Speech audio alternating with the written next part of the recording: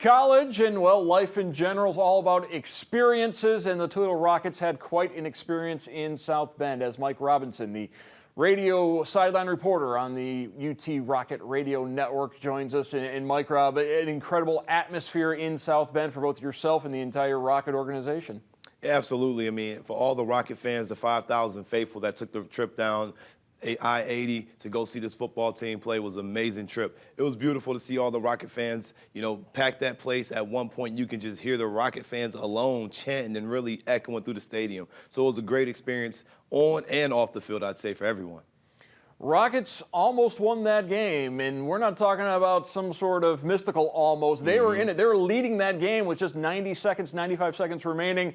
We know Notre Dame came back and won. How do you take a game like that? There are some positives for the Rockets, but you can't be regretful over losing that.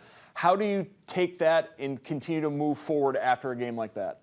Well, you know what? After talking to Jason Candle at the end of the game in the post-game interview, I asked him, he said, when you get this close and you feel that you just let them off the hook, and that's essentially what happened. You had this team when you had 1 minute and 35 seconds left. You almost felt like you scored when you didn't want to score, almost like you want to take that knee on the goal line and not give them the ball back, because the flags have been coming for the defense all game long. But for the Rockets football team, you hang your head high. You played against one of the toughest teams in the country, top 10. You faced them in their own home, and you almost took them out. You had a lot of sacks. The defense stepped up, and you put the rest of the conference on notice, letting them know that this Toledo Rockets football team isn't just a combination of just MAC players. This is a really good football team, and they played as one unit.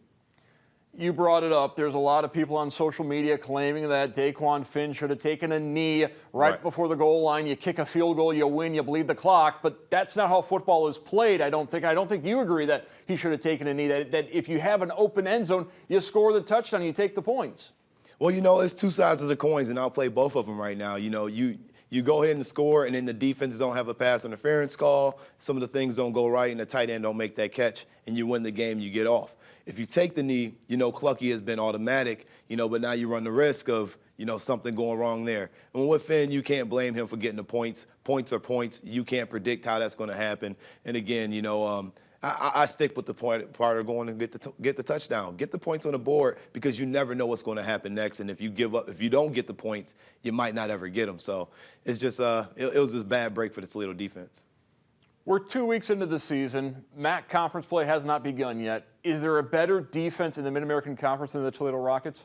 I'd say Ball State plays pretty good defense, but they had their struggles as well this weekend.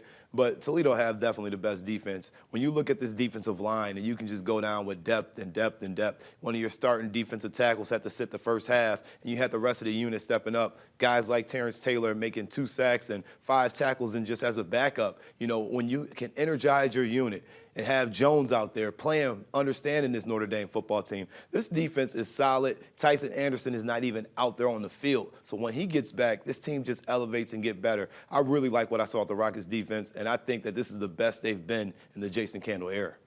Toledo at home on Saturday hosting Colorado State. The Rams are 0-2, but they're coming off just a 3-point loss to an SEC team. Really, Mark?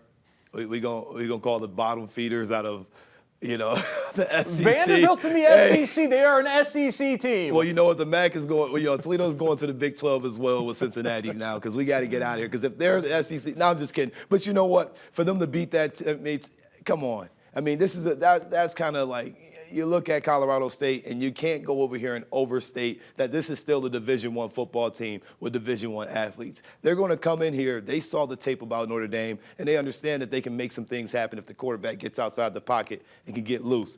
I don't think that they're going to come in here and do the damage that they want to do. The Rockets just have to not overlook this game. They have to come in, locked in, and keep the same poise that you saw that they had when they were playing up against a top 10 team. I like the mentality they had, but they can't look down on this Colorado State team, regardless of what their record is.